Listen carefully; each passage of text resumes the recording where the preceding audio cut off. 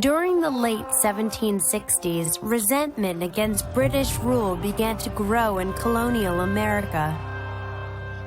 Taxes imposed by Britain sparked angry protests. These disputes soon turned violent and led in 1775 to the first battles of the American Revolution. Despite the fighting, few colonists openly called for independence at first. Only 1/3 of the colonists wanted a rebellion, another third were against it, and the remaining third were indifferent. But public opinion began to shift, helped in part by a pamphlet written by Thomas Paine. The pamphlet was called Common Sense. In its 47 pages, Paine made the case for independence by attacking the idea that Britain's king should rule the American colonies. Common Sense was read aloud from street corners and pulpits and in taverns, parlors, and schools. On June 7, 1776, a member of the Continental Congress meeting in Philadelphia voiced the idea of independence. Richard Henry Lee, a tobacco planter from Virginia, rose to offer a resolution.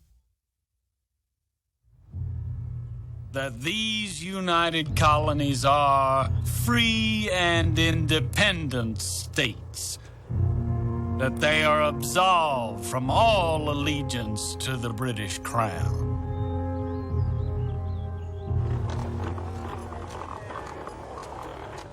Congress appointed a 5-man committee to draft a Declaration of Independence. The members included Benjamin Franklin and John Adams. The task was given to the committee's youngest member, 33-year-old Thomas Jefferson.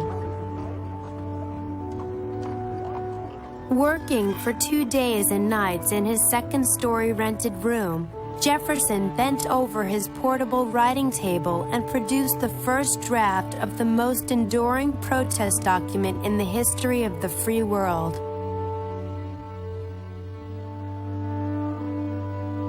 Jefferson's magnificent words were not wholly original.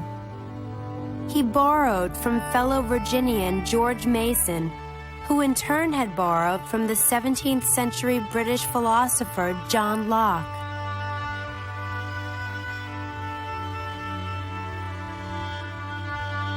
Just weeks earlier, Mason had written in the preamble to the Virginia Constitution that all men by nature are equally free and independent and have certain inherent rights, namely the enjoyment of life and liberty.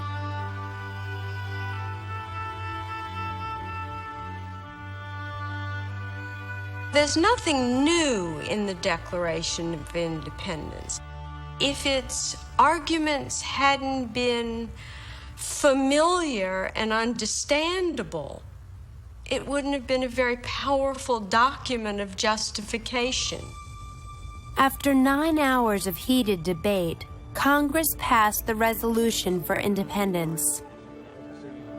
13 separate English colonies now call themselves the United States of America. The vote for independence came on July 2nd, 1776, a date John Adams was certain would go down in history. 2 days later, on the 4th, the delegates approved the text of Jefferson's Declaration.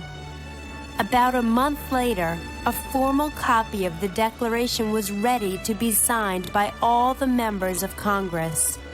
In fewer than 40 words, Jefferson defined the ideals of the newborn nation in the Declaration's opening words. We hold these truths to be self-evident, that all men are created equal, that they are endowed by their Creator with certain unalienable rights, that among these are life, liberty, and the pursuit of happiness.